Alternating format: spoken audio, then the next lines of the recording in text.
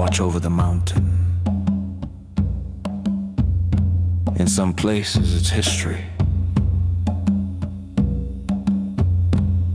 with flowers painted. The giver of life, the community.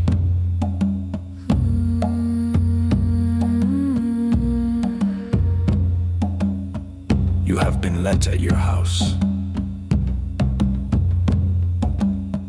You heave sighs there.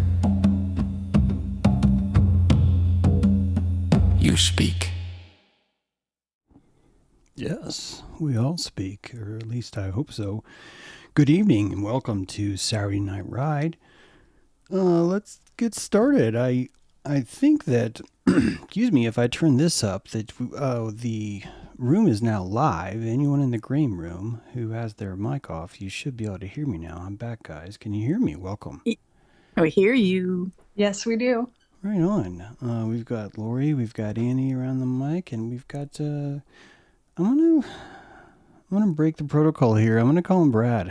This is what I'm gonna do. I'm gonna go ahead and call him Brad. Hope you guys are okay with that. Brad, if you want to stop me right now, and if you don't want me to disclose your name, then tell me now. Then I will. I have this device. I can actually erase everyone's memory of that. So let me know. I know that our friend, who will remain nameless for a second, is setting up the microphone, so he can't actually talk. He's probably like, but I got something to say, and so that's a fun little bit happening somewhere in the world.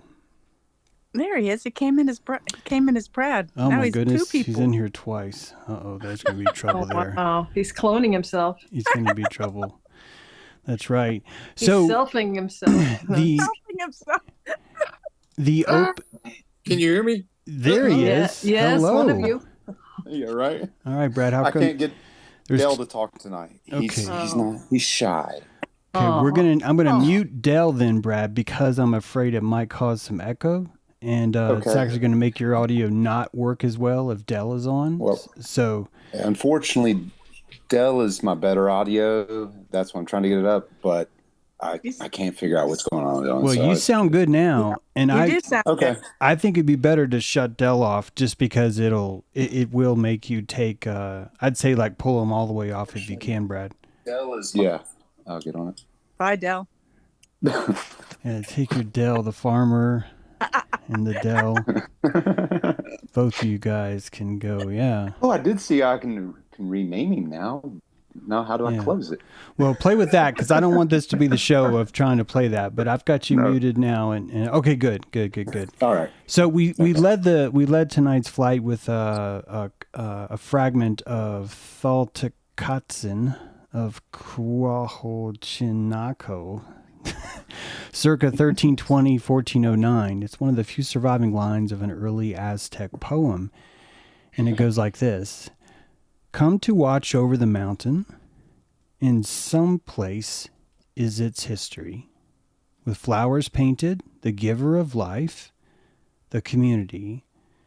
You've been let at your house. You heave sighs there. You speak. It's a contemplative piece of reflecting on place, identity, and community roots. And what a great time to be doing that right now in the summer and everything that's going on around us. Welcome everyone to the show. I hope that the audio is good. Please let me know if you're hearing any weird echoes or anything else that we should know about. But otherwise, it's open mic tonight. Anyone who's made it into the green room has agreed to be co-host. And we've got some lovely people here right now. So, welcome all of you. Brad's got his audio up. Lori, how everything's going over there for you? Is everything checking out okay? Well, yeah, sounding good, James, and I love that poem. Yeah. It's interesting. Is it the translation from, what did they speak there? It's the Nahuatl, probably the Nahuatl tongue, I guess, would be the closest, like, a street way of, addressing what they spoke. So the Nahuatl people, inside of the people that spoke the Nahuatl language, a tiny fraction of which were the Aztec. And they they did something kind of creepy once. And ever since they did that one creepy thing, they became famous by what they did. And not that other people weren't doing creepy things, because this is a big world. So there's a lot of creepy people doing a lot of things all the time, you know. But Aztec really nailed it. Like, they really got in the top 10 of like, hey man, what's the creepiest thing you ever saw around here? And it's going to be, well, these guys. It was a showstopper. Yeah, it was a showstopper. And this basically, what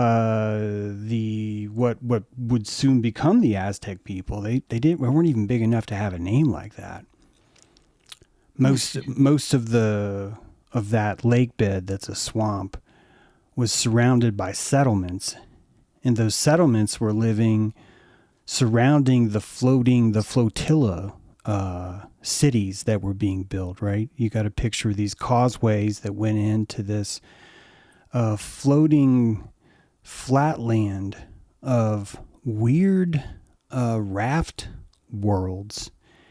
And the fact that most of their city was floating until it just stopped floating is pretty monumental. They had navigatable barges of compost growing all the time that were floating in the middle of the water and were just teeming with earthworms and snails and all kinds of crazy stuff like that. Yummy edibles. Yeah, that's right. And they had a pretty elaborate system. But before any of this became Aztec, there was just a bunch of people that were just hanging out. And one of them happened to be the ones that had the idea that we're going to carry our bones in a tabernacle. We're going to wrap them up in a box. It probably wasn't a box, but just a reed blanket, maybe, possibly. And we're going to carry it through the wilderness or the jungle. And so you have the exact same motif of the Ark of the Covenant, but the Aztecs are doing that. And they're wandering through the wilderness, and they're following, looking for, technically, brace yourself, they're looking for a staff that has a snake on it. And the only thing they add is they have an eagle too. So they're looking for a staff with an eagle and a snake.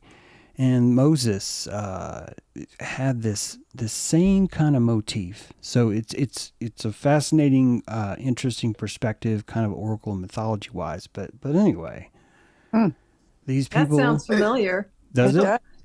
Well, yeah. When you see propaganda work, Hey, Yeah. that's right, Brad. If it works, it works, right? Hey, if the stick don't quit, then you must hit fit it with it.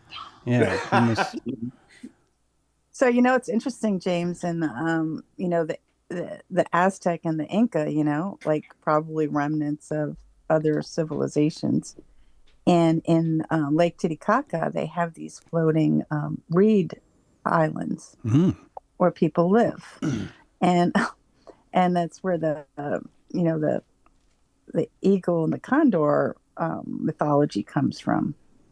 So when the eagle and the condor fly together, like North and South America, right? The eagle being the brain and the heart, which would be the condor, when they connect up to each other, it's supposed to be this evolution in consciousness. wow. So it's interesting in the technology or the cosmology of the Incan, the snake, lower world, Upacha, the Kaipachas, the world of, what we live on Turtle Island. And then we have the Hanikpacha, which is, condor or eagle. So it's like the lower world with the upper world, and all of that cosmology being in Aztec and Incan kind of connected. Wow. This is also the story of the umbilical of the earth, the central Greek myth of the Omphalos, is that two eagles, one flew west, the other flew east, and their job was to measure the distance of the world so that they could determine the center. And so you've got this heart. You're telling me something which is new to me. Thank you so much. But you're telling me this heart and this mind thing. Oh, it's beautiful. It's gorgeous. Very It's like- plumed serpent. It's like prophecy, you know. Yeah. And when the Inca kept the prophecy, because the Spanish came to take all the gold, and so they went and fled up into the high Andean mountains until they got the message that they had to come back and teach this prophecy, because the younger brother has the mind and the money, but not the heart or the remembering of the true gnosis, which would be in nature, or the heart of nothing's broken in nature. Right. And they came down to teach this to Western, the mind virus. Nice. Yeah. Yeah. So it's really interesting. There's also like this mythology in the Inca that there's going to be a return of this god, and he's only half a god. He's only in his upper body. His lower body's missing. Really? Is and there's this supposed to be a connection? Like some point, the lower body's going to connect to the upper body. Wow. Is this Viva? Do you know what this guy's name is? I don't mean to put you on the spot. I do usually, but Is maybe it the I'm on V the spot. guy? But now that you're on the spot, no. Yeah. Does it start with a V? Does that sound familiar? Yeah, Viracocha. Yeah, Viracocha, right? Viracocha. Okay. So Yeah. you're telling me Viracocha is the bottom part of him is mortal, and the top part is the top part is like when you look at the Incan, their language is weaving. They don't have a written language, so when the Quechuan language is spelt like it's phonetic, so you can spell it a lot of different ways, but their language was kept in the weavings. So you'll see Viracocha as his head and his upper torso, but his lower part's missing, which would be the snake, Yeah. Yeah. It sounds like is almost the division of not having, being all of heaven and none of hell, not having the roots in hell, right? A disconnection, if you will, of almost imagining that there is the one without the other. And as you were saying, the eagle and the condor, was it? Flying in opposite directions to map the world, if you will. Mm-hmm. And the whole dance here is kind of that, reaching into the farthest depths of hell, which, obviously in the other directions, the farthest reaches of heavens, but it takes the two to tango, So well said. To know yeah. this. Yeah, this is great. And you would need both spectrums, right? Both parts of this sine wave to fully drink. This is the power of darkness. The bicameral mind is... The lower I'm world. sorry, I was just... The lower Don't be world sorry. and all that intuition and the sheol of like this knowledge of the lower world and how it's kind of flipped. The world is upside down where the lower world is running, Yeah, Mm-hmm. this really does, Discerning Light nailed it. This is winged serpent in like perfectly expressed. And this is Quetzalcoatl. Yeah. This is the big one, man. And I like to think of this as time itself digesting us, that we're being digested through this plumed snake. So it's flying through time, right? But it's digesting us through the snake. So the wings are the eagle, and the belly is the snake itself. But some people say you're dark for saying that, and it's not the first time I've been accused of that. But to me, it's beautiful because it shows how powerful we are at cellular hallucination, that this whole time we're being digested by, quite frankly, a god that deems us worthy of eating him, which is not bad, people. I mean, come on, that's nothing to be shabby about. But second of all, that we are such powerful beings that even though we're being digested by this gigantic time snake, that we're still having a good time. Like we are still able to dance. We're still able to be ourselves. And isn't this really what fruit is?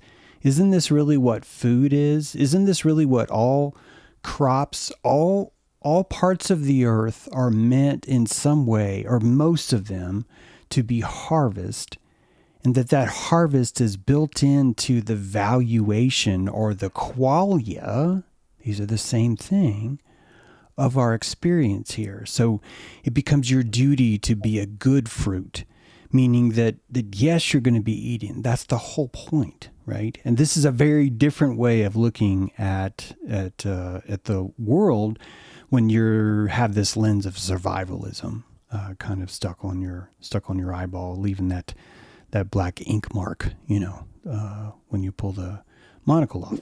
And it may be hard, I think, for people to maybe accept on that level while we are in this experience, but that we are Quetzalcoatl. Yeah. We just don't realize it in the moment that we're doing. But do we, to your point about food, do we mourn the fruit that we pick or eat? Me personally, I marvel at it. I think it's beautiful when I pick a fruit out of the garden and I eat it. And I don't mourn it, I celebrate it. Yeah. And it's interesting that we can get caught in terms of our own bodies and our own lives and thinking that we are different, or that these bodies are different and that this experience is different than that. And not understanding that, have any of you seen a 4-dimensional model in third-dimensional space, and like just the modeling of what it looks like for the 4th dimension to move through the 3rd dimension, i.e. experience the 3rd dimension? It's like empty space when viewed from the 3rd dimension, but then a bubble appears, and then the bubble disappears, and then another bubble appears and it disappears. Or in another way, you could see it as the 3D space is a field, and that the 4-dimensional object moves through that field and seemingly appears and disappears. But that in truth, what it is the multi-dimensional, the Quetzalcoatl that's moving through this, that's moving through us. It is us. There's no difference. And I think we get caught up in thinking, because of a fear of death, probably, that our fruit, once our fruit expires, it's over. It's a dark thing. We were just here to be eaten. But that's not it at all. Yeah. We are the experience.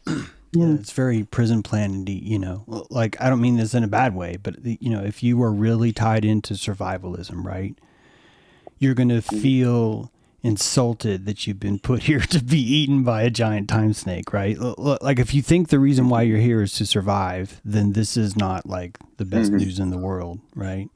But if you're here to have meaning to your life and you can find no other, you kind of have this nice fallback of, hey, if nothing else, a giant frickin' time snake deems you worthy. It thinks you taste good. Well, like, it thinks you taste better than anything else in the world. It wants to eat you, having these experiences. That you're setting off this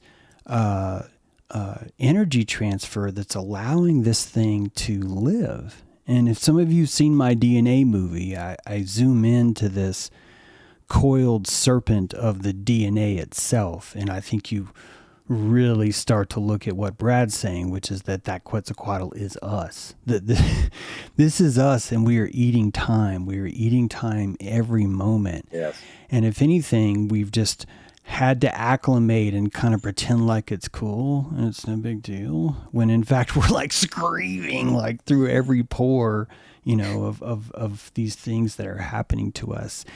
Speaking of which, why don't we take a little music break? Let's do another traditional Turtle Island hymn set to music called We Wait in the Darkness. You're listening to Dojo Earth Radio.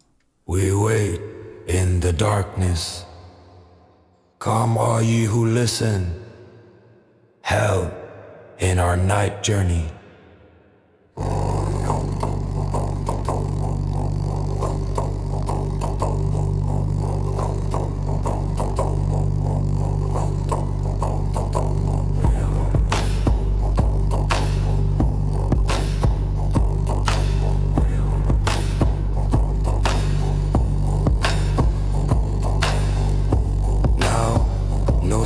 Shining. Now, no star is glowing. Come show us the pathway. The night is not friendly.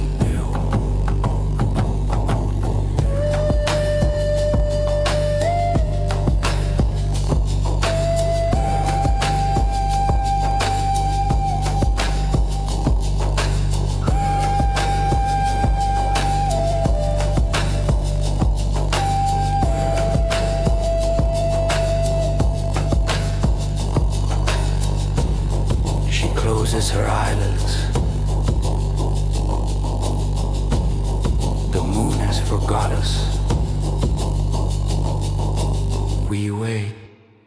the darkness. That's right. We wait in the darkness. You're listening to Dojo Earth Radio, and we are enjoying a Saturday night ride. You're at the Darkness song, an Iroquoian initiation chant. You know, the Iroquois is 5, sometimes 6, depends on when you get there, different tribes. And that one was likely Seneca, possibly Mohawk. So you're looking at the eastern band of this Turtle Island, telling you that we wait in the darkness. Do you see why they're the eastern band? They're waiting in the darkness for something to happen. These are the brave ones. These are the ones that are on the outer edges of being attacked. This is why Mohawk has such a powerful archetype with it. We wait in the darkness. Come all ye who listen. Help in our night journey. Now no sun is shining. Now no star is glowing. Come show us the pathway. The night is not friendly. She closes her eyelids. The moon has forgotten us. We wait in the darkness. This is a solemn invocation, seeking guidance through spiritual darkness and uncertainty, an oral prayer for protection and clarity. I don't know if you guys could hear that playing, because you're in Zoom and I'm playing this song live, but just a really powerful chant here that's basically embracing the fact that the darkness is even darker than, that it has even more mystery. It carries even more latency in what could happen. So a really powerful thing to know that, 500, 600 years later, we still have these same prayers here. What a way to compress a mythology. Quite beautiful, I think.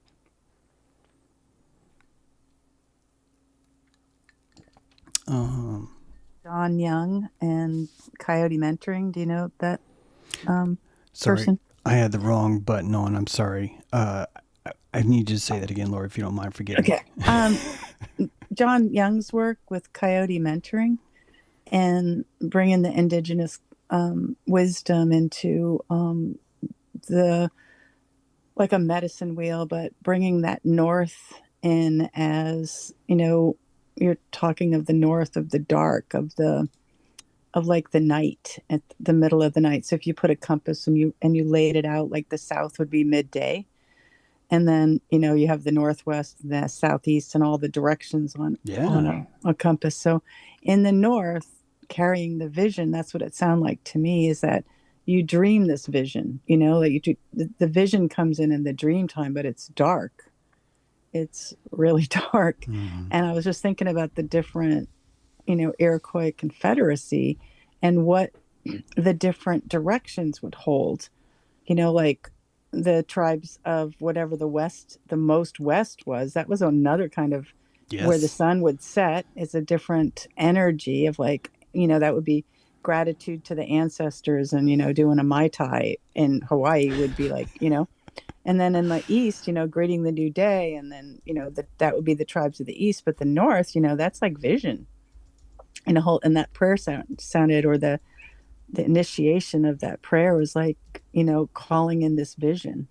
Absolutely. Yeah. Think how easy it was to be the Onondaga. Like, you're basically right in the middle. Yeah. All you really have to do is kind of be the middle child and just kind of make sure that the tribes don't get too mad at each other. It's funny how I really think bioregionalism, even though technically you could say that it failed because it wasn't able to sustain itself through this onslaught of Wetiko, I always envision that it comes back, that the bioregionalism does come back. It's just there needs to be a few waves of fascism that kind of roll in to kind of retill the soil and really prove to the land itself that, look, this is what the soil has. This is what's going to happen. You're going to have a 2-party house. Half of you are going to want to sacrifice people for this, for global warming. The other half are going to want to sacrifice people for terrorism. There's really nothing to dispute. Here it's until we learn that lesson that our mythology is the land, our religion is the land, our mindset is the land itself, I don't even think we know ourselves. Like we're really far off until we can see that clearer. And the other kind of interesting thing is how the land informs the human. And, like, what is a New Englander like as far as like when you embodied that northeastern mentality? It has a totally different feeling than down in the South, and it's, if you put the roundhouse as nature would intend it, and you used all the directions in their true essence and came to a consensus with using the different axes as, union would be one, or, like the prayer axis of like holding north and south together would be like, the midday sun is like getting the work done, but not casting any shadow. And then the north is like, like the dreaming, that you have to have a vision for planting, Yeah. So it's like we've forgotten how to work with it.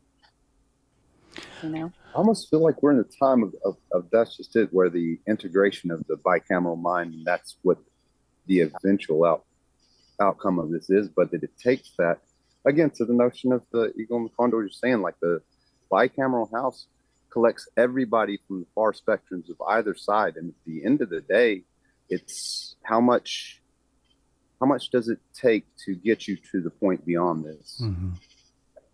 What kind of story do you need to see to get beyond the binary? Because that's the current time we're in, is the binary. That's why the AI, I think, is huge right now, right? But I think consciousness does reach a point beyond the binary. I think that's the outflow of the process of the bicameral mind, of going through this experience. Sure. Is learning that, yeah.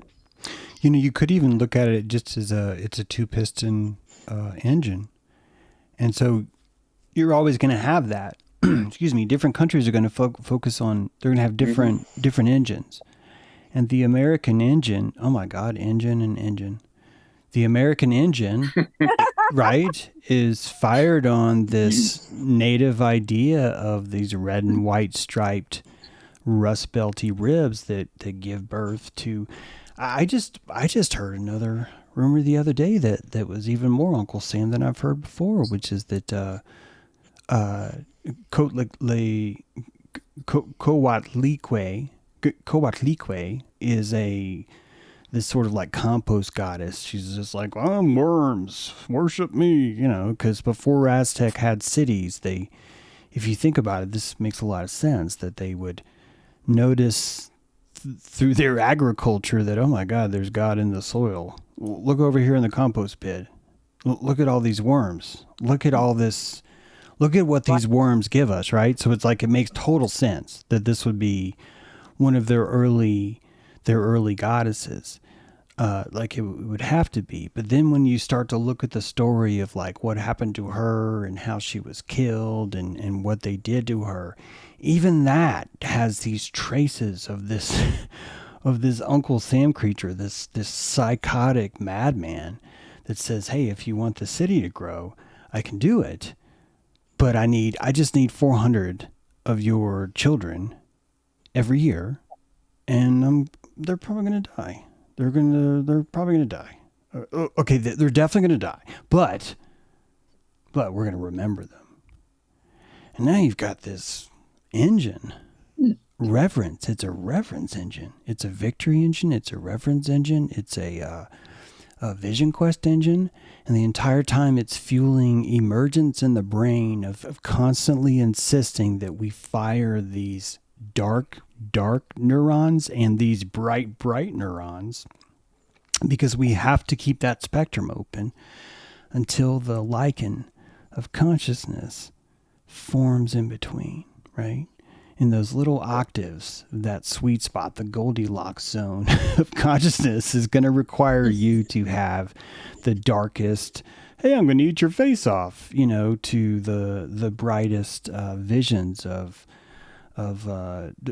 honestly, Viracocha, I think, would be one of this golden sunned child god, kind of vision of what's going on versus like a sacrificial kind of an idea. So yeah, all this is like mental candy that we'd probably die if we didn't have stuff like that.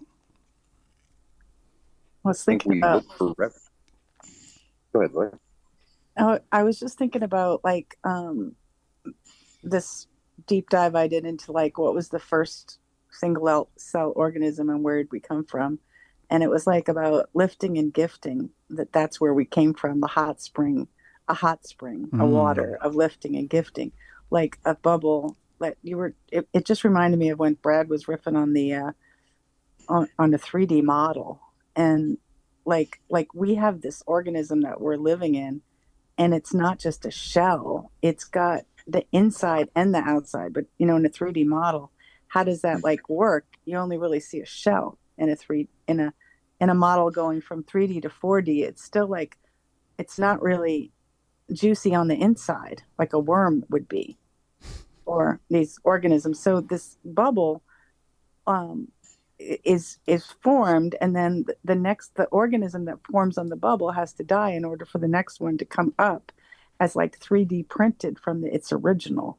But and so the whole thing was everything that is, it's like you give this life, but it's like you're giving your life for like, you're lifting and gifting into the next and down the line for ancestry. That right? sounds very fractal. Yeah, right? Yeah. Yeah. And it's the same with anything we eat. For example, I was talking about the garden earlier and talking about eating a fruit, but that's the thing. It's like, I don't know what the tomatoes experience would be, but we know what ours is. But on a deeper level, it's that we know we aren't these identities. We know we aren't these bubbles. Like, that's not the whole of what we are. And I would say some people, I think, have consciously experienced, I would just say, mention beyond 3-dimension in their waking consciousness. And I would say that because DMT is a chemical in the brain that it's when we dream, of course, it's very active. It's not active in our waking consciousness. And I think that's partly because for us to fully experience the bubble, we need that individualized identity for that experience. But that's not at root like what we are. So when I eat the tomato, right, the tomato is me.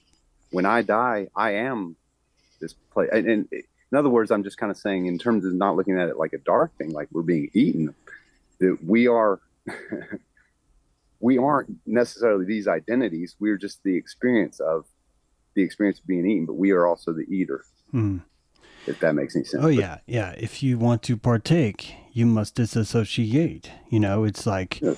If you're going to really taste the world, you have to not be that world that you're tasting. Yes. You have to be able to move in and out between those things. And the entire world is eating itself, because this would be, this is me weighing in, Brad, I don't mean to speak for you, but the entire world looks like it's eating itself because this is the only way we could hallucinate chemistry. How else could we hallucinate how chemistry works? So it's like, if you look at us in but if you look at us as a liquid state, fully liquid state, where we're touching the reason why I like this method is a network. A liquid is a network, right? So you're connected to every other part that's wet. The word wet literally is just a Wi-Fi signal, right? Yeah, right. That you're attached to. So if all of us are uniconscious, then maybe we're liquid. And because we're liquid, we just have this full association, but we're constantly mixing and sort of overpowering and being overpowered by the angst of each other. And so we have to render this in some way to make sense, which is why we're painting all these vertebrae, all these different levels of animals, right? That get consumed or consume others, that are predator or prey, that entire cycle is built in the fractal, because it inherently is the closest we can have to hallucinating what's actually happening beneath this liquid, but behind the disassociation, Brad. Like, that's really where it is, right? Is behind the disassociation is the association, which sounds like really corporate, which I kind of like. But it's like, you want to be an associate of the association, basically, but on a harmonic level. What if we were actually solid? We're not liquid, but we're solid light. Mm. And it's on the way back to joining in. It's just very slowly we're going back to the big light, the main light. Yeah.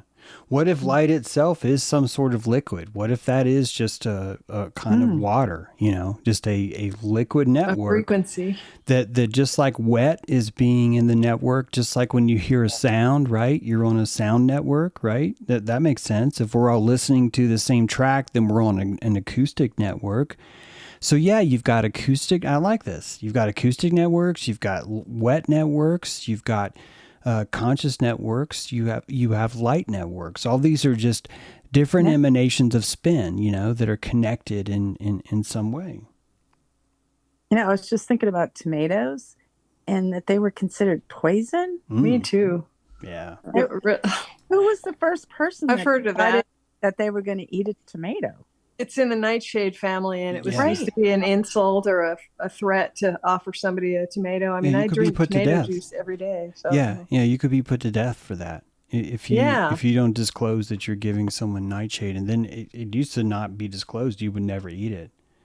Yeah, like who was the first person that decided to eat a nightshade? Yeah, I'm pretty hungry. I love a good tomato sandwich. See, to me, this is why we're here. This is why, I think we're purposely poisoning ourselves anyway. Yeah. Because honestly, I think that's what happened is hey, Brad, I dare you to eat that nightshade. And Brad's like, I'm not going to eat that. He's like, poison. Double dare me. I double dog dare you. And then Brad's like, fuck. We're going to have to invent You have to pizza. pick your own poison, and it becomes your addiction, and you just use it a little at a time or a lot or whatever as you go. And see, if we keep poisoning ourselves like that, then that poison becomes not poison, right? Yeah, it's medicine. Yeah, then there's the one dude that's like, I'm going to collect all the money because I'm going to slowly let this snake bite me every day. Then I'm going to walk into the temple and I'm going to say, watch, I have the power of God. I'm going to let this snake bite me. Nothing's going to happen. And like that, guys, that is like snake oil. Like you could not get more primal snake oil than someone doing that. I have a friend who did rattlesnake. She did that on purpose. Ugh. No She thanks. actually wanted to have that experience. How'd that work Yep. for? It was like a spiritual thing. I don't know. Like dancing with snake, like the snake dance, the snake handlers, the dancers who Yeah, like I think dance around and it's like a near-death experience. If of you're going course. for it, Mm-hmm. you're going for it. You're going for the, and she actually did this like healing from like rattlesnake bite. Yeah. I mean, I could see that you could tap into the torque of that. Absolutely. Yeah. Yeah. I mean, this is in nowadays. This isn't in it's nowadays medicine. Mm-hmm. I just Oh, well, make sure I I'll- stomp the ground and let them know I'm coming, so that nobody's surprised when I walk down the middle of the canyon and there's no surprises for me or them. Yep. And you're missing out on that whole mystical experience. Darn it. Yeah, kind of a coward that way. Well, every form of evolution is a maladaptation, which means that this would all make sense, that we would have to be dissatisfied with where we're at and break the cycle of normalcy. And if we break the cycle of normalcy with enough creativity, we end up with a maladaptation, which is literally just the definition of evolution. So your dissatisfaction with your current condition could be looked at as the only motivator that drove this whole place. Wow, right? Yeah. Great. So dissatisfaction is quite an engine, is it not? I mean, Yeah. that's pretty amazing. So, hey, let's do another quick little prayer. This one's short. It's Iroquois. I'll play it first. You're listening to Doja Worth Radio.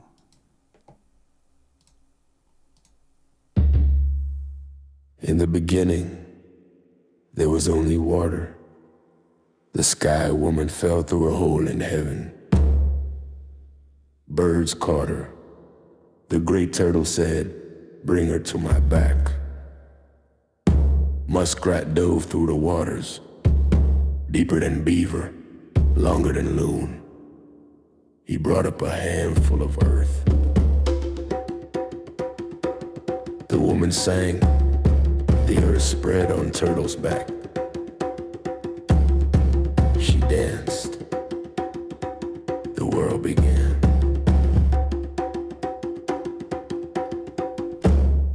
That's right. That was the Iroquois Haudenosaunee Earth Diver creation song. I spoke about this just the other day. I think I told you guys it was like a weasel.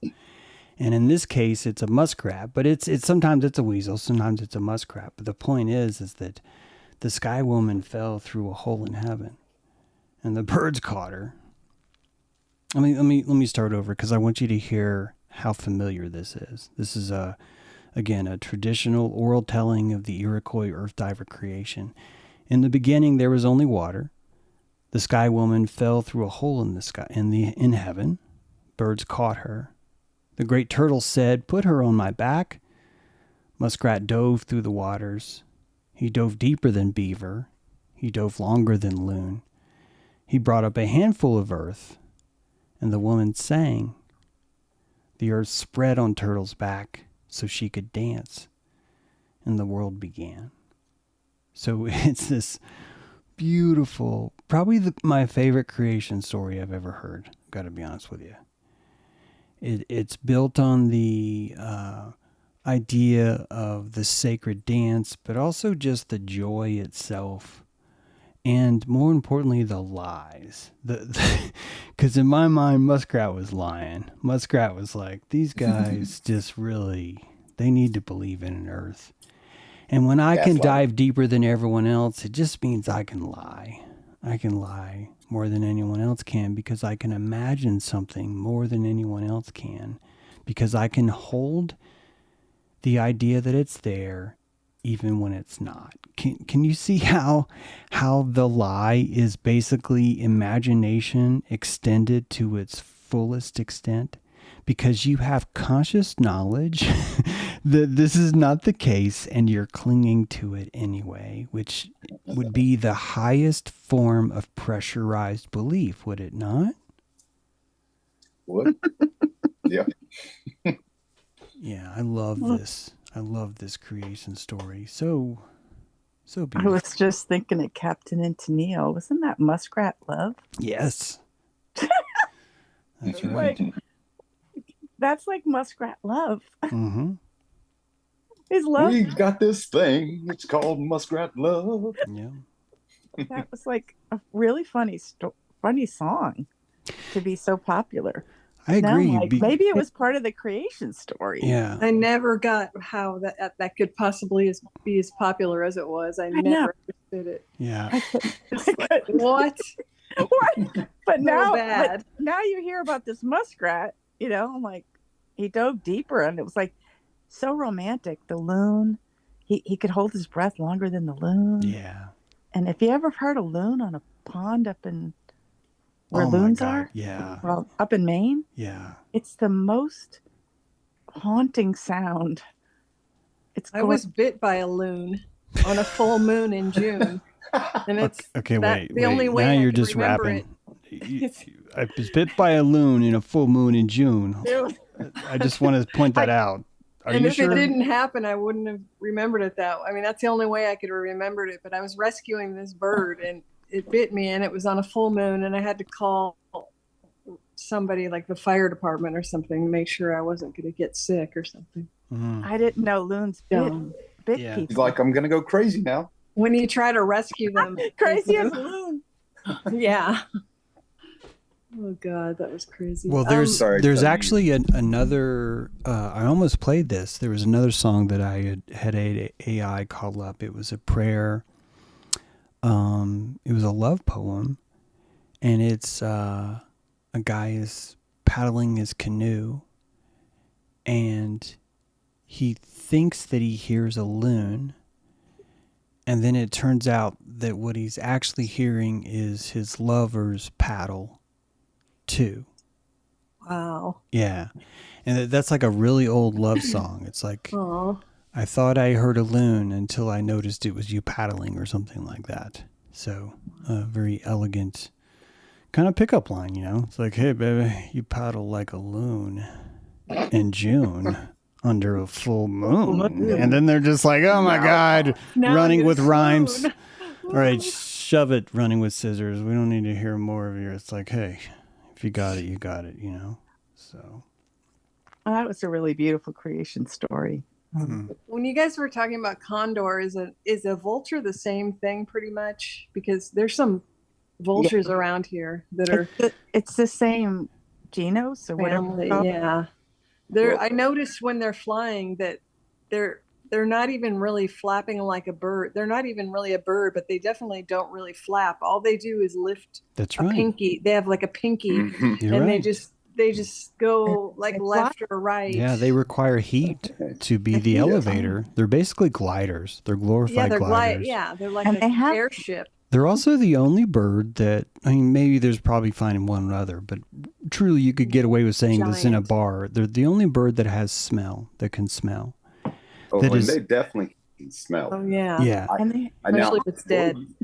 You may know, and that's exactly what I'm getting to. Because Laura, you may know more about the birds than me, because I don't know much about vultures and anything like this. But I had an interesting experience a few weeks ago with vultures. They're friendlies. I see them all the time.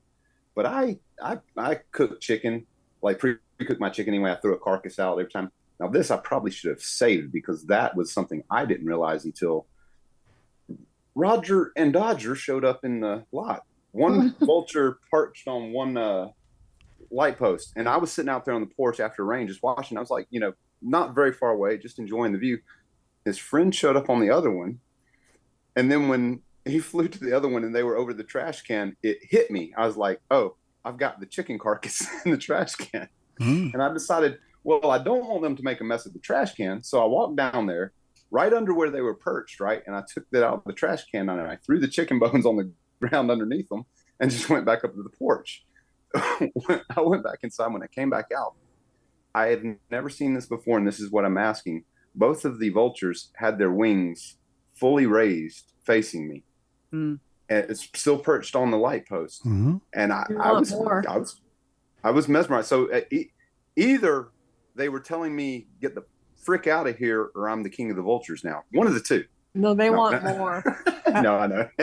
well, the thing about vultures is they eat light. It's my power animal, and it was like a horrifying thing to have a power animal that's like eating dead things. But then I realized life is about eating dead things. You can't live unless you mulch, right? Yeah. So we were talking about the worms earlier, right? The fact that Right. we don't, it's not sexy to think about the things that eat all the decomposed things, but Exactly. those are the creatures that actually make right. the beautiful things, right? And a condor in Peru comes in as like an angel. And it's like, if you see a condor, you're seeing a collective mountain spirit. Yeah. And so in the condor in South America, it's like sacred. And here it's like turkey vulture, gross. And Yeah. but they do fly on thermals. And the way that their under part of their wings, it's like like a different color. They eat the sun. They have something to do with, I don't know how, photo something in their wings. I don't know. I don't have all of that data downloadable, but that cool was stuff. a sign that they were giving you their wings. Yeah, if you think about the fact that they can smell, and condors too, and that they're technically raptors, but they're the only raptor that could land on your hand. A historic also counts as one. They have very soft talons. They really can't do much damage to you at all. They can smell bad. The only thing they can do to really hurt you is they can vomit on you, and it's got this acidic burning. And I've been thrown up on by vultures before. It's an interesting experience to say the least. But if you think about Hades, guys, and Hades being this hidden world that is revealed through smell, isn't it interesting that you have this bird that's associated with bringing you into the underworld, and it's the only bird that has smell? Wow. It's such a huge clue in my mind, which is why I just think these creatures are just so amazingly important, Yeah, and then you were saying when you get born, you lose like your sense of smell. Mm-hmm. Actually, I was looking up quail. Can quail smell? Because I wanted to see if I burned incense outside, if I could get the quail to smell it. And you were working on realize another rhyme there, I know. no, I'm not. But Can the quail smell?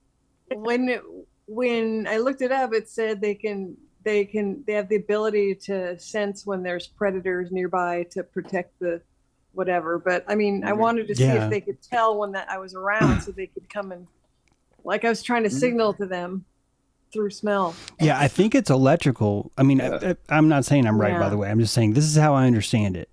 Is that the reason why the condors and the vultures are different there is because most everything else is sensing through electrical means. They're tetrachromatic, not only their vision, we've talked about this before, but they're basically just like living magnetometers. So they're going to be able to detect a lot of things, one of which is even decay and death as a part of that. But the actual flavor palette of smells is very limited, quite frankly, only because of how heavy it is, how many calories it requires the brain to interpret those signals. It takes a lot of meat.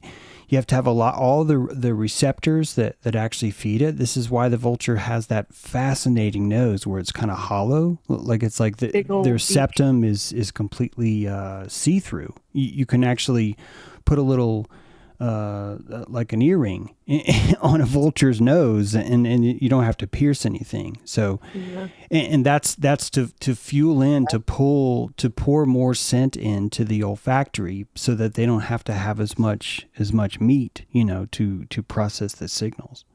Yeah. They're big birds too. They're bigger. Yeah, than me. that's why I think that's why they can get away with it. Yeah, it's just that they're bigger. In fact, Probably knocked me over. We don't know this, but if you guys are fans of Quetzalcoatl, the dinosaur, the flying dinosaur, these are like, holy fuck, they're like giant. I mean, they're so big. They're so big. And their head has a much larger capacity in their brain cavity. And just personally, I've just thought, man, those guys could probably smell for thousands of miles. I bet those guys could smell. Yeah. And that's how they were able to hunt that way. And just man, what a cool place we live in. Isn't that wild to be the bird that smells death? Mm. And to know that you're there to clean it up. Yeah, it's almost like maybe what they see it as, the smell as, they don't even smell it like that, because for us it's more of a dismissal kind of a thing, like a fact check. To them it's more of like a wormhole. It's like, here is where the death is, which would be more of like, here's where the light is, and I'm a moth, So they probably see it as like, this is my only chance to see into the other side where I belong. So I'm going to spend my life learning how to hunt, find, and consume death, because this is the place where I get closest to that veil, right? To see through the other part. It's fascinating, And why do they fly so high sometimes, where they just circle really, really, really? It's like they're trying to disappear to everybody down here. They get smaller and smaller. They're not hiding from anything. I don't know. Maybe they get different smells at different attitudes. Keep in mind how much of the sky they actually can't even touch or navigate. This is why it's going to blow you away if you think about maybe 3% of the actual air is accessible by vulture. And the reason why is because they're basically a glorified smell glider. So when they find the heat elevator, they ride that, because as long as they ride that up as high as they want, they're going to be able to go where they want to go. But they're only going to be able to go that far if they get that lift first. That's why you typically see them circling. Most people think it's because there's something dead there. There could be something dead, but guess what? When something dead is there, what happens? It's compost. It gets hot, doesn't it? So when there's a bunch of dead bodies, say a bunch of dead buffalo or whatever, you're going to see a bunch of vultures, maybe not necessarily eating, but definitely using the thermals to spiral their way up like a parking garage into the next level. And then they can kind of exit that and then sort of shoot for, wherever it is that they want to go from there. So it's like their three-dimensional world is not that. It doesn't look the way that we think it does. The same way you can do this, you look up the fish map. Have you ever done this? Where it's like, this is what the fish know is their world. Vultures have that too. It's sort of a thermal map if you think about it. Or sonar. Or yeah, something. thermal dar. Let's call it thermal dar. Yeah, because it's really just heat. That's really what it is. Well, remember, I think I said this on one of the dojos or something, that I have these flutes made out of the vulture wing. So I was gonna play the flute. Oh wow! So I have like 4 different ones from different bones, because it is my power animal, and I've a fresh one on the side of the road that somebody ran over. I was driving by and had my van with a refrigerator in it, so I went and I buried it underground so the ants could eat the bones. So a year later, I got it, and one of my sisters from Peru made these flutes for me, so I could play one of them for you. Please. Okay. Yeah, definitely. It only has like 1 tone.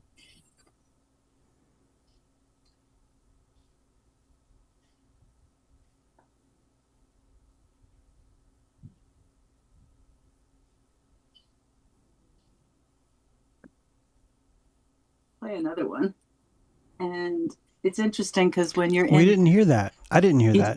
You didn't hear it? No. Yeah, I didn't hear it either. I think it's the original sound for musicians trick that's happening. If you see in the top right corner, Lori, I'm sorry to get technical here, but any of you guys, if you see something that says original sound for musicians off, if you toggle that, it might help better. What it's doing is it's trying to eliminate background noise. So either you play it really close up to the microphone, or you turn off that setting. Okay, it's not going to work. I could hear something. I think it's too high pitched, because sometimes like bells and things don't come across. It's really high pitched. Yeah, that's probably why. Okay. I've had that problem with chimes and things like that, trying to play it. Can you try it one more time, Lori, if you don't mind? I just want to see if you. I'll look up the instrument thing, because I remember heard like a hissing, like a. Okay. Okay. I'll try a different toned one.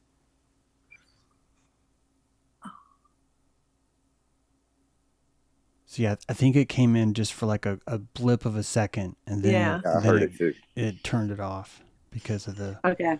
It has to do with the setting. I remember doing doing bowls, and I have crystal bowls, and I was doing something, and we had to figure out how to get to go through the Zoom. So we should practice that more. Yeah, and thank you for trying, though, for sure. Yeah. With that said, though, I do have set up where I can play some music, and I'm actually gonna play another one. This one's called Firefly. It's another prayer. I hope you guys are enjoying these, but I want to play another one. This is maybe someone here can help me pronounce this. Anishinaabe or Ojibwe. Ojibwe. Ojibwe and Anishinaabe. I know how to say this, but it's not coming in. Okay, Anishinaabe. This is a children's traditional chant, and let's. Is it Anishinaabe? Yeah, I bet you it is what it is. I bet you that sounds like that could be it. Whoever just said that, thank you. Let's hear it. Okay, it's just a minute long. Here we go. Firefly, firefly, bring me light. In my wigwam, dark is the night. Your little candle glows so bright. Firefly, firefly, give me light.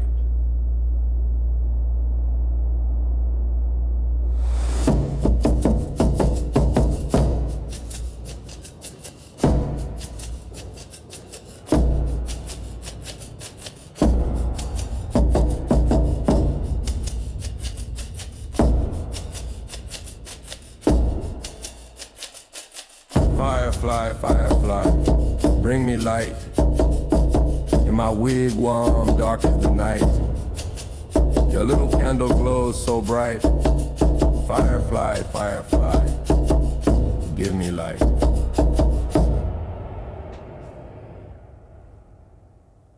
That was a traditional, short and rhythmic. This piece was sung to children, combining nature reverence with gentle magical requests. Really, I'm just really getting off on this whole being able to replay these words and throw them with some drama behind them is a lot of fun. It's kind of a way of sort of awakening Turtle Island, you know, finding those ancient words and saying them again. I've said this before, but I'm under the impression that the word echo is a Turtle Island word for deer. That's probably what the word deer meant, is echo, at least in the South, at least down here. Don't ask me about anywhere else. I can only doing as best I can here. But and it'd be so cool if you could find the resonance of those words and see if it somehow taps in or triggers different mythology, you know, to kind of show up. Wow. So it's interesting because the words come through loud and clear, but the drum beat doesn't on in the green room here. So Yeah, yep. we don't hear And that's that. because, it's this original sound for musicians is all. Now I've just turned it on. You guys might hear it differently, but definitely the audience does. And I more kind of cool. I want them to be able to hear it better. But Yeah, we heard the words on a lot. Yeah. And that's why it's probably better for you guys in the green room to, when I do play a song, I know it's a lot of technical stuff, but you're going to enjoy the music anyway more if you mute Zoom and then unmute the live stream, right? Got it. And then you'll be able to hear it. Just remember there's kind of a delay. So, but yeah, the Firefly song. And if you think about how magical it was before electricity, when there was no light pollution, and the lights that you did see were fireflies, campfire light, bioluminescence. I'm trying to even imagine how that was probably utilized in time before electricity, where people would naturally incorporate that stuff into their village. I know this is not Turtle Island, but I'm reminded of how smart they were in Heliopolis, that they were plating the top of the obelisk with electrum, knowing that in the dawn the sun would hit that and it would illuminate like street lights. So all these other natural forms of light that existed back then, and these prayers for them, it's really, really cool stuff. So you're listening to Dojo Earth Radio. We were having a Saturday night ride here, me and some great co-pilots, and I appreciate you guys joining me for the ride. So yeah, there we go. Happy Saturday, all. You know, I was in North Carolina on the mountain when a bunch of fireflies, and they're kind of rare to see now. Yeah, they are. But when they were lighting up, and it's a dark sky in that mountain, or the mountain I was on, I couldn't tell the fireflies from the stars. Yeah. Well, I was on it was Georgia Mountain, and we got caught in a firefly storm once, me and some friends of mine. We were camping, and it was a truly awesome experience. And we were walking, and all of a sudden, as we walked up, it was an entire just field of fireflies illuminating the path we were on. And we sat down and just sat there until they all flew past, and it was very cool. Something else, because as you say, the illumination to the space, we were walking in the dark. It was the middle of the night. We were camping, going on our walk, and all of a sudden, the forest lit up, and we sat there and took in the view. Yeah. I wonder if our civilization has actually kind of ended the firefly population simply because of the light, you know, the light pollution from all of our houses. They weren't necessary anymore, maybe.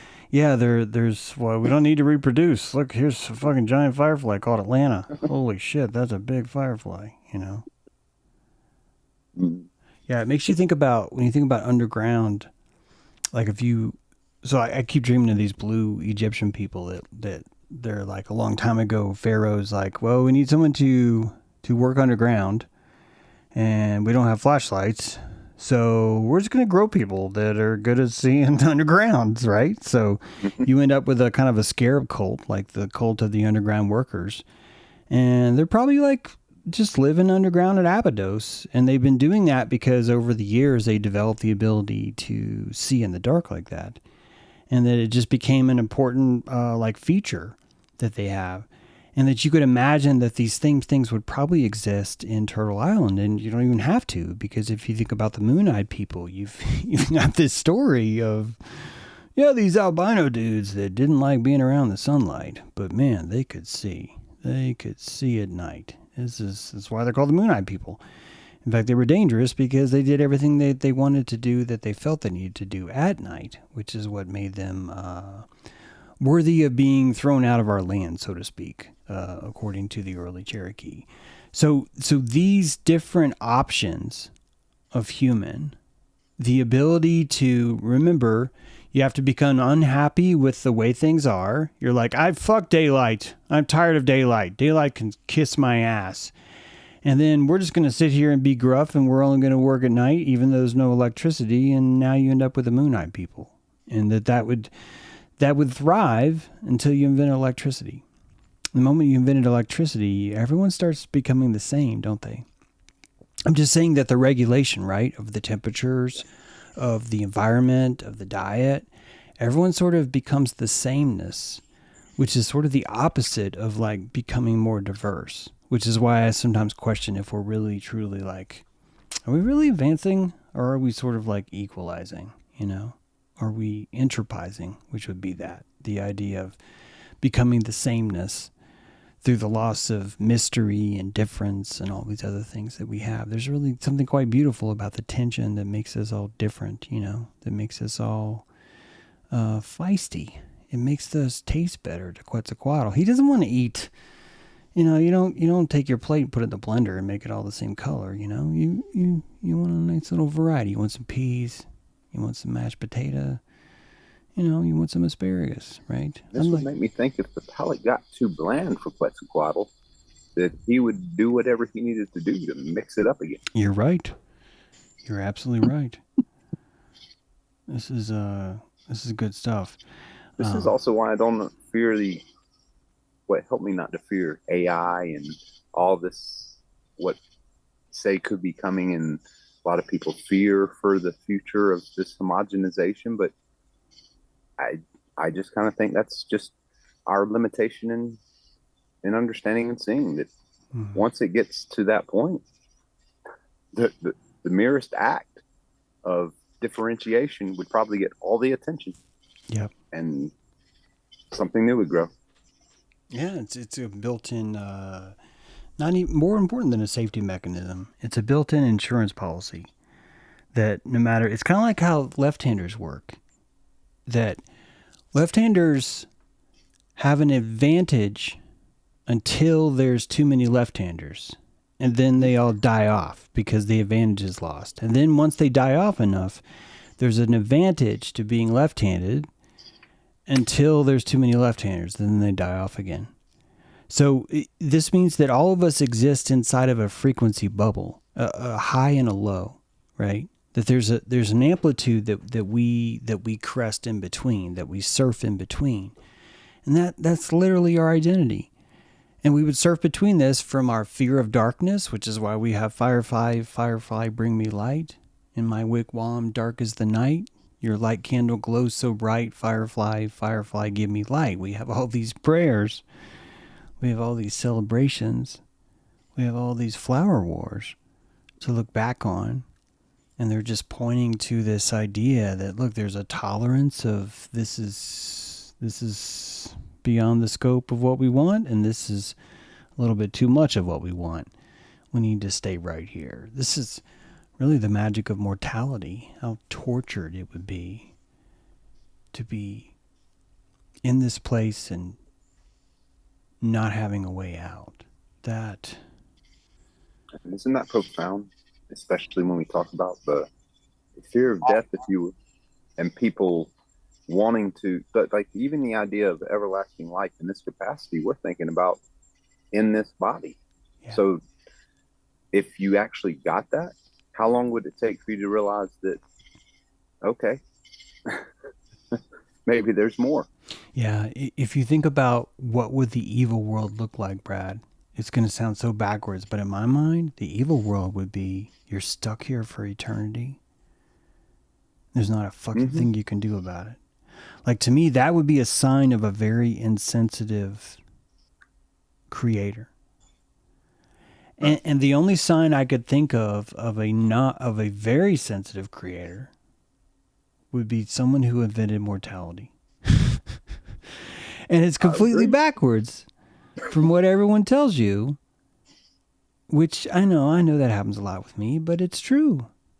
It really is true. And I think it only happens when you really understand this is such a beautiful place we have. It's perfect. And the other thing that I was thinking about is, aren't you glad you don't know what's going to happen? God, that would suck. Yeah. Yeah, that would suck. You don't really want to know. It would. Yeah. You become uninvested, wouldn't you? Yeah. I mean, you just would. You would get bored, and isn't that when you get to the grand cosmic idea of why would God ever differentiate itself in the first place? It's like, have you even conceived of what it would be to sit in nothingness the whole time? Which is one of the things that I think for me, and I didn't call it latency at the time, but I will now. But what I was trying to express it to me, something that gave me peace and that connection or feeling of godness was that the latency exists at all. Yeah. That there is latency is sort of like a field, just a ground to hear, dance. Yeah. You're so right. Think about what a torturous place it would be if there wasn't that latency there. It'd be the same as knowing things, but it'd be even different because even the motions themselves would be a procedure. Like the most bureaucratic, imagine being in a line at the post office for 16 trillion years. Like, just like in my mind, that would be an evil world. Want my mail, though. That's what it feels like already. That would be an evil world, you know? And we don't have that. Today I was looking out my bedroom window and my groundhog has a girlfriend now. It's so cute. And they're having an argument and I'm like, hey, I'm gonna help my guy out because I know who the male is. He and I go back, so I throw some peanuts at him. And he's like, hey, look at me, I found some peanuts, you know. And then she starts bitching at him. She's like, get the fuck away from my peanuts, you piece of shit. And then he like runs around the other side of the house and I'm, you know, talking to him like, look, man, chicks, man, what are you gonna do? You know, I'm trying to console him. But I'm overcome with joy because I'm just like, I fucking love living. Like, this is it for me. I don't need, right now there's a giant like festival at the ski resort, some country festival. I don't know what's going on, but like you can hear people like hooting and hollering and I'm like, good for them. But it's like, I don't need that. I've peaked. I had a groundhog and his girlfriend get in a fight right outside my bedroom. I watched the whole thing. It was freaking adorable, you know? And it takes so little to find beauty in this world. Like, it's really hard to miss. You really have to like wake up and be like really working on it, you know? Even that, you guys know that video of that plastic bag that's blowing in the street, you know? And you're just looking at the elegance and you're just like, what the fuck is going on here? Why do I love this so much, you know? And it's like, because you're here. Yeah, well, I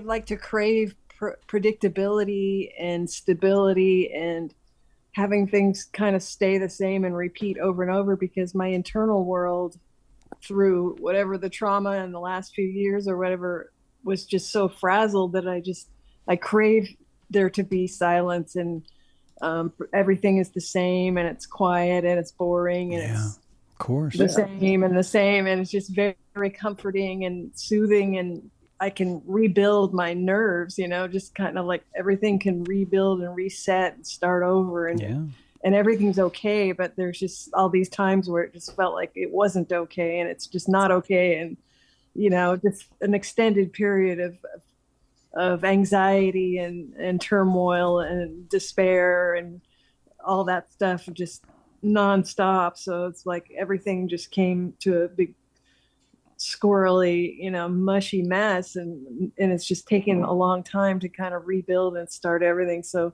even though it might seem really boring and there's nothing, nothing is ever happening, or, watching the birds or the squirrels is like all I need. And it's very simple and it's very comforting and it's beautiful, and it's big to me. It's really big. The smallest things are big. If you See, think that's where it's at, though. That's it. That's the thing. It's like the smallest things become big because I think it's completely normal, Annie, what you're talking about the break from it. That's completely normal and natural. And I think that's what, I'll just speak for me, that's definitely helped me to appreciate exactly what we're talking about. Those small things like we're talking about, just sitting out, birds, the bugs, the nature, the simple things really do. They're a wonder. They really are. But I don't think you realize that when life is throwing it at you like that. So I think it's normal that you do want the predictability to find that space, if that makes sense. Yeah. If you look at it like digestion, Brad, I think it, like, if you're in a safe space, you can digest food, but you can still swallow food if you're not. And the moments are the same way. Time is the same way. We are Quetzalcoatl, so we are eating time. And how many of us are eating time versus how many of us are digesting time? How many of us are in that moment truly digesting what's happening, and the birds and the bees and the breeze and the differences, the changes in weather are constantly reminding you of that, but it's quite natural and normal for you not to always be able to digest time because of your food, clothing, shelter, whatever your matrix is, your high and your low for you to exist between that acoustic bubble, right, is where you truly find yourself able to digest time. And when you digest time, that's when you have flow state, and you have flow state when you have trust and your environment is trustful and you feel safe there and everything else. And guys, I've just been really, really just cracking my psyche open the last several months. I don't know if it's my mom passing or just other things happening, but I've never experienced such a clarity when it comes to this imaginary field that I'm able to cast around myself when I'm not surrounded with mundanity. Like when I'm not like surrounded by the normal, what you might call the normal world, I enter into this sacred state where I cease being this identity that the world sees, and I turn back into this child that is able to just imaginate and fully saturate myself into the moments and the time. And I think that this is a new gear. This imaginary state as an adult is a new gear that I think we're unlocking, that only the artists unlocked it first. The thrill seekers found it first. The pirates found it first. But they found it, and it was so uncivilized that the uncivilized said, fuck that, we're not having that. But they still watched it from afar. And those far things, the distance between the pirate and the civilized is shrinking because we can see clearer. And I think we're understanding these things differently, and we're noticing, I'm telling you, that there's this, one day there is this different psyche, and I don't even know if we will even understand the adulthood that you and I know about today, this mindset of adulthood. I think it's going to go extinct. Yeah. I agree. I think one day it'll be this weird, decrepit, disgusting illusion that people were forcing on each other because they were terrified to play. You know, James, I've been playing like unbelievable, and I can't believe I had been complaining that I left the adult world. I was complaining because I couldn't fit into that other world anymore. Yeah. And I realized the gift of being able to stay in that play state. And so today I just was hanging out with an artist friend, and he was making cicadas. And then we see this cicada. You know, the cicada lives under earth like for 7 years, drinking the sap of a of a tree root.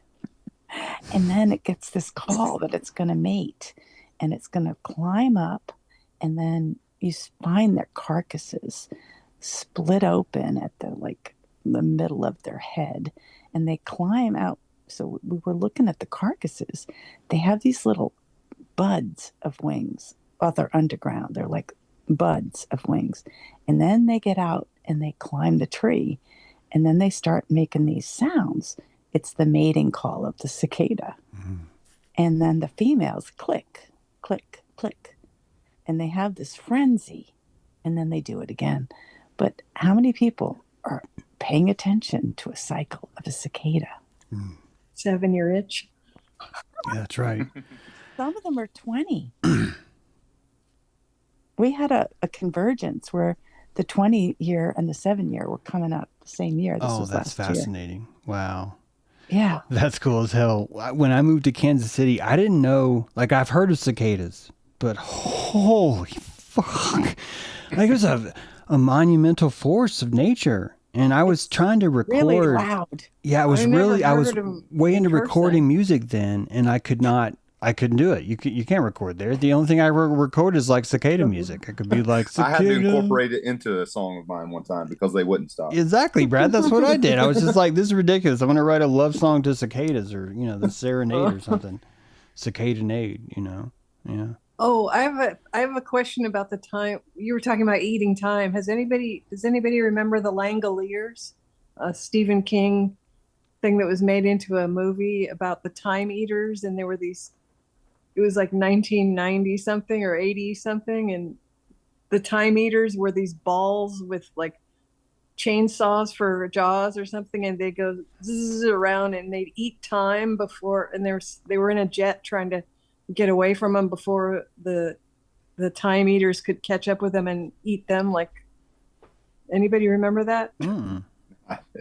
No. Oh man.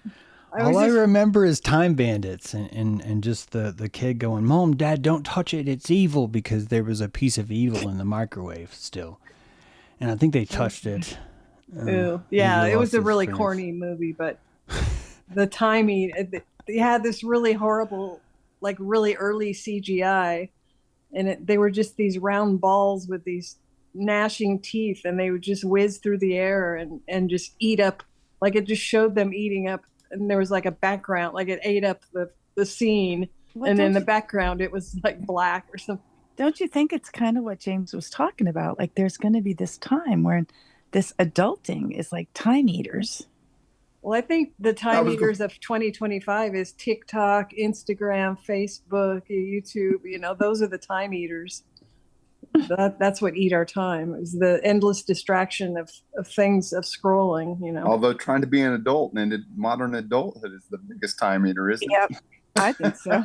I mean, because that's the struggle you're going against, right? It's like, okay, I understand. We've got to do the adult things because I need a roof, need a house, need food, need clothes, all this like sort of trying to buy a car, and it takes you months because you have no idea what you're doing, and then God. And in that, you don't, not that you don't have time to play, but you really have to make time to play. And here's what I found too is, if you still play as an adult, some adults look at you and go like, you should have grown out of that by now.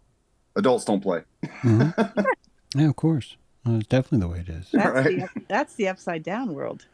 Yeah, and it's a horrible place to raise children. It's a really weird place, man. It's really weird. And none of the promises that they said would happen if you did this have panned out. Not a single one. No one has a pension. What the fuck are you talking about? No one has a guarantee. Was breaking down. If anything, people are like, yeah, you're going to be a millionaire because we're going to devalue the dollar so much that you're going to have to be a millionaire to pay your water bill. So welcome to the lesson. See, I don't know if social media is even wasting time, because if you understand this new kind of psyche, you would look at social media as a kind of pool, a kind of place that you jump into to swim around and get wet, but you're getting wet in the hive mindset. You're going in, and even if you're just scrolling through, deciding what you like, deciding what you're not, you're actually feeding the social machine. So you're helping the hive by pruning where it thinks witness should be valued at. So if we're going to look at social media, I think we should look at how responsible we are while we're looking at it to really see what am I rewarding, what am I not, what truly interests me, what doesn't. So even that becomes a valid act is what I'm trying to say. Even that becomes more important than what we used to do, which is just wonder. Kind of schizophrenically suffer from the loneliness of wondering what a bunch of other people might think right now. And look at that, it's right in your pocket. This would be a resource that would only a Capri Sun of sorts that could only be drank if you had a psyche that was going to have imagination for the rest of his life, which means that social media, I think, would actually be the foundational glue for this to work. Keep in mind that your imagination right now is not being visualized because none of us are brave enough. But eventually, when you come to James's house or you look at his show or you see him in this future I'm telling you about, you're probably only going to know, hear me out, I'm not even joking, you're probably only going to see the shape of an orca. Why? Because I identify as a fucking orca. And we make fun of that right now. We ridicule that, don't we? We ridicule these things right now the same way that I used to have my imagination ridiculed when I was younger and I still wanted to play. And I would be told, you're too old for that. You shouldn't do that. This is stupid. You need to be serious. You need to think about this. It's the exact same thing I see happening now. And we're giving ourselves the ability to avatar ourselves. And you could say it's dangerous, but I think it's beautiful. I think that we're going to say if it's dangerous, then clothing is dangerous. And I think clothing is beautiful. I think clothing is so much fucking fun. Like all the crazy shit people do with clothing. And I think that having a digitized clothing that animates is going to blow you away. It's going to be a next level of saturation brain candy that quite frankly is going to take us to a whole new landscape. I was just going to mention the octopus. Is it the octopus that it can change its external skin? And I was going to mention that earlier, but I never got in there to say it. But it can, whatever your emotions are, it shows it in it. Or nice, yeah. It's whatever it's thinking, it comes out on its skin, and it can transmit it instantly. It's aura. It's showing you the auric field, isn't it? The color of the emotion of what it feels. You know, like little LED lights just light it. Like, I don't know how it does it. How does it? And then when it can't handle something, it's even with all its camouflage, it puts up a smoke screen of ink. Right. Melanin. Yeah, literally injects melanin. But it can make itself disappear into its background, but it can also express, I guess, isn't there somebody that was talking about that? I guess maybe it was you that was just now with the suit, or that maybe they want to grow people that have that on their skin, you know, like kind of like the people without color, without the albino. Albino. Yeah, guys, I love this.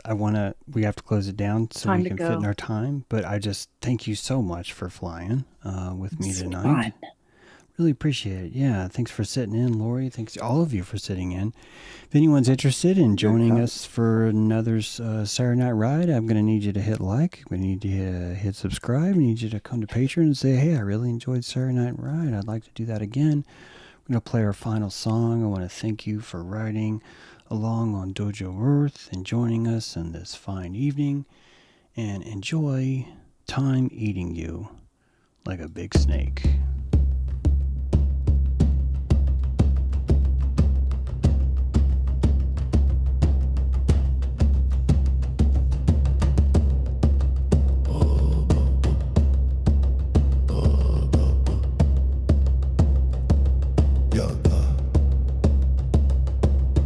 Fiscal quarter, the bricks collect sweat for a granite queen.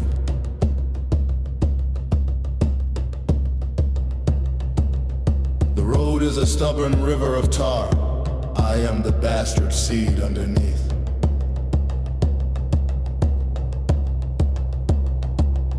The city is a jungle. The hollow rocks sprout vines of electricity.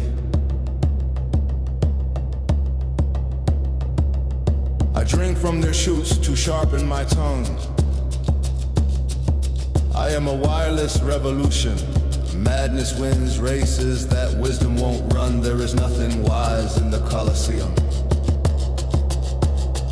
These are the flower wars. The right thigh is more precious than the left. The skull is donated to the church. The elbows are tossed to the dogs. Self-worth rises from the bloody steps of a pyramid.